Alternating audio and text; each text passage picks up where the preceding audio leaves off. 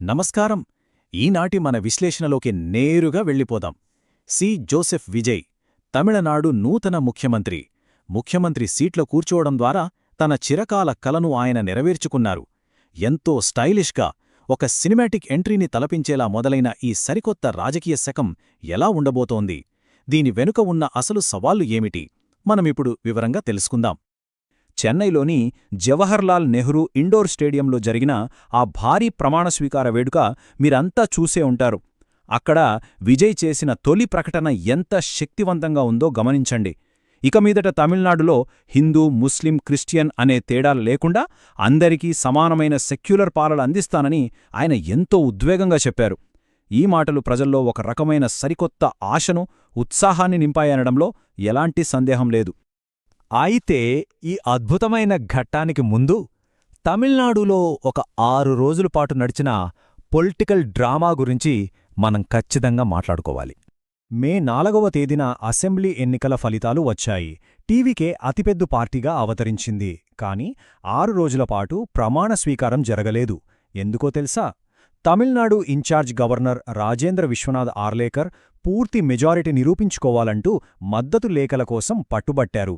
ఇక్కడ గమనించాల్సిన ఒక ఆసక్తికరమైన విషయం ఏమిటంటే, గవర్నర్ గారి ఆర్ఎస్ఎస్ నేపథ్యం గురించి రాజకీయ వర్గాల్లో అప్పట్లో పెద్ద చర్చే నడిచింది.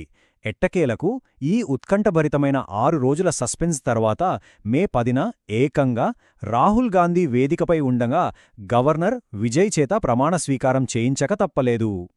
ఇక బాధ్యతలు చేపట్టిన వెంటనే తీసుకున్న తొలి నిర్ణయాలు, హామీల గురించిప్పుడు చూద్దాం. అప్పటిదాకా నడిచిన పొలిటికల్ థ్రిల్లర్ ముగిసిన వెంటనే కొత్త ప్రభుత్వం ఎంత యాక్టివ్గా మారిందో చూడండి. సీఎంగా తన కుర్చీలో కూర్చున్న వెంటనే విజయ్ ఏకంగా 3 విప్లవాత్మకమైన ఫైళ్లపై తొలి సంతకాలు చేశారు. ఇళ్లకు 200 యూనిట్ల వరకు ఉచిత విద్యుత్, అలాగే రాష్ట్రంలో మత్తు పదార్థాల నిర్మూలనకు ఒక special anti drugs task force, దానికి తోడు మహిళల రక్షణ కోసం ప్రత్యేక ఫోర్స్ ఏర్పాటు చేయడం. కేవలం మొదటి రోజే ఇలాంటి నిర్ణయాలు తీసుకోవడం ఆయన పాలనా వేగాన్ని, ఉద్దేశాన్ని స్పష్టంగా చూపిస్తుంది కదూ. ఆ తర్వాత వేదికపై నిలబడి జనాల వైపు చూస్తూ విజయ్ ఎంతో ఎమోషనల్గా మాట్లాడిన తీరు అందర్నీ కదిలించింది. నేనొక అసిస్టెంట్ డైరెక్టర్ కొడుకుని, ఒక సామాన్యుడిని అని చెబుతూ అవినీతిని ఎట్టి పరిస్థితుల్లోనూ సహించనని తేల్చి చెప్పారు. అంతేకాదు, ప్రజల పిల్లలందరికీ ఒక మామలా ఉండి వారి భవిష్యత్తు కోసం కష్టపడతానని ఆయన ఇచ్చిన భరోసా నిజంగా అద్భుతం. అలాగే గత ప్రభుత్వం ఖజానాను ఖాళీ చేసిందని ప్రస్తావిస్తూ రాష్ట్ర ఆర్థిక పరిస్థితిపై త్వరలోనే ఒక శ్వేతపత్రం విడుదల చేస్తానని కూడా ఆయన ప్రకటించారు. ఇంకో కీలక నిర్ణయం ఏమిటంటే, తాను గెలిచిన 2 స్థానాల్లో తిరుచి ఈస్ట్ నియోజకవర్గాన్ని వదులుకుంటున్నట్లు ఆయన అఫీషియల్గా అనౌన్స్ చేశారు. సరే, ఇదంతా ఒక ఎత్తైతే ఈ సరికొత్త ముఖ్యమంత్రి యొక్క మోడర్న్ స్టైల్ ఎలా ఉందో ఇప్పుడు గమనిద్దాం. తమిళ రాజకీయాల్లో ఇదొక పెన్ను మార్పు అని చెప్పాలి. సాధారణంగా ఇక్కడి ముఖ్యమంత్రులు ఎలా వస్తారు? వైట్ అండ్ వైట్ పంచకట్టు లేదా ఆ సాంప్రదాయ దుస్తుల్లో కదా. కాని విజయ్ మాత్రం ఎంతో స్టైలిష్గా మోడర్న్ సూట్ బూట్ ధరించి బాధ్యతలు స్వీకరించారు. ఇది కేవలం బట్టల మార్పు మాత్రమే కాదు సమా, ఒక కొత్త తరహా మోడర్న్ రాజకీయ విధానానికి ఇదొక బలమైన సంకేతం. ఆయనకున్న ఈ మోడర్న్ యంగ్ ఇమేజ్ చూసి ఆయనే అత్యంత చిన్న వయస్కుడైన సీఎం అనుకుంటే పప్పులో కాలేసినట్లే. ఆయన వయసిప్పుడు 51 ఏళ్లు. వాస్తవానికి ఒకసారి మనం గతాన్ని చూస్తే జయలలిత కేవలం 43 ఏళ్లకే, కరుణానిధి 44 ఏళ్లకే ముఖ్యమంత్రులుగా బాధ్యతలు చేపట్టారు. సో వయస్లో కాకపోయినా అప్రోచ్లో మాత్రం ఈయన మోడర్న్ అని మనం ఖచ్చితంగా ఒప్పుకోవాలి. ఇక ఈ ఈవెంట్లో సోషల్ మీడియాని షేక్ చేసిన విషయాలు కొన్నున్నాయి. సాక్షాత్తు రాహుల్ గాంధీ చీఫ్ గెస్ట్గా రావడం, ఆయన్ని విజయ్ పబ్లిక్గా మై బ్రదర్ అని పిలవడం పెద్ద ట్రెండింగ్ టాపిక్ అయిపోయింది.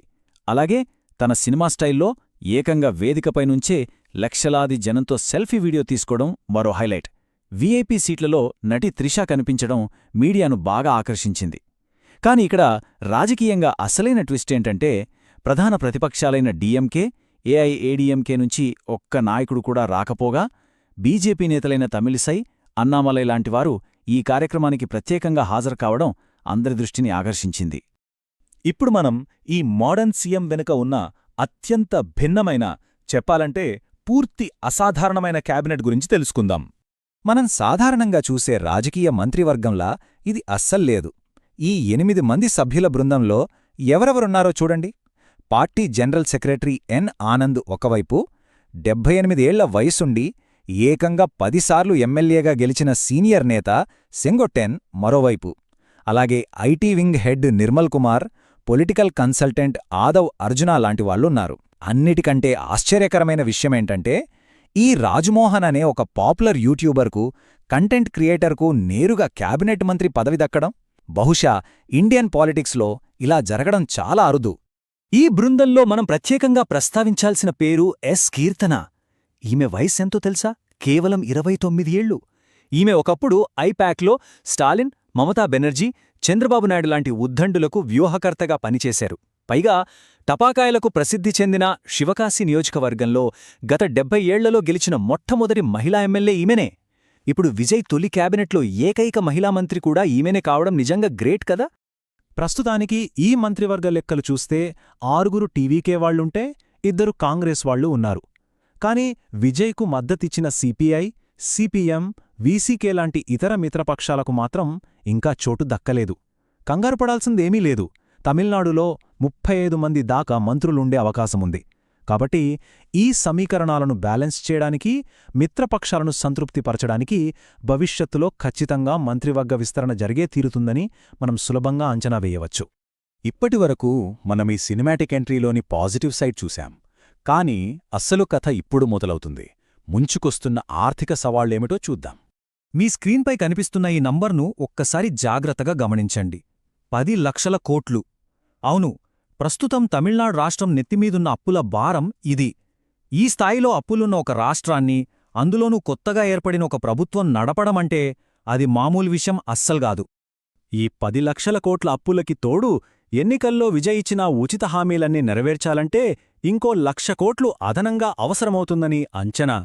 ప్రభుత్వం మారినంత మాత్రాన కొత్త ఆదాయ మార్గాలు ఆకాశం నుంచి ఊడిపడవు కదా.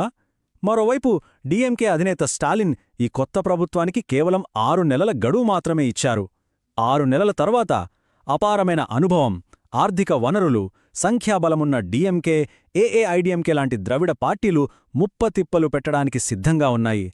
వీటికి తోడు సొంత మిత్రపక్షాల నుండి వచ్చే రాజకీయ ఒత్తిడ్లను కూడా బ్యాలెన్స్ చేసుకోవాలి.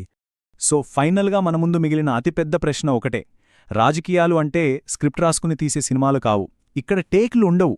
కేవలం అనుభవం లేని యువ వ్యూహకర్తలు, యూట్యూబర్లు మరియు కొద్దిమంది సీనియర్లతో కూడిన ఈ మోడర్న్ టీం ఈ 10 లక్షల కోట్ల రూపాయల ఆర్థిక సుడిగుండాన్ని, అలాగే దశాబ్దాలుగా పాతుకుపోయిన బలమైన ప్రతిపక్షాలను ఎంత సమర్థవంతంగా ఎదుర్కొంటుంది, వాళ్లు ప్రజల నమ్మకాన్ని నిలబెట్టుకోగలరా అనేది ఇప్పుడు అసలైన క్లైమాక్స్. ఈ సరికొత్త రాజకీయ శకం ఎలా సాగుతుందో చూడాలంటే మనం వేచి చూడాల్సిందే. ఈనాటి మన విశ్లేషణలో మాతో పాటు ఉన్నందుకు ధన్యవాదాలు. మరో ఆసక్తికరమైన అంశంతో మళ్లీ కలుద్దాం.